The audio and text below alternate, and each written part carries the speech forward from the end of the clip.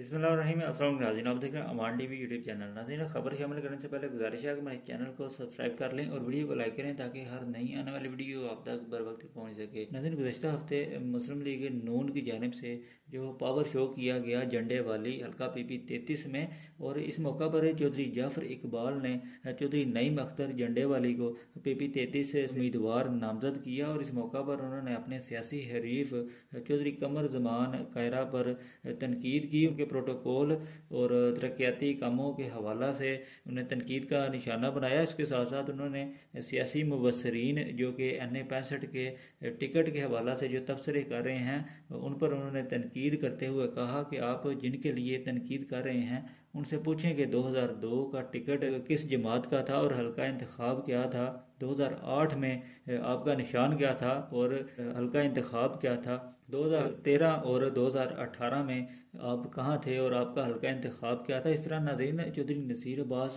सिद्धू और चौधरी जाफर इकबाल के दरमियान नून लीग का जो टिकट है इसका सियासी मुकाबला जो है वो मीडिया पर नज़र आ रहा है और आने वाले वक्त में ही वाज़े होगा कि किस उम्मीदवार को जो है वो नून लीग टिकट जारी करती है।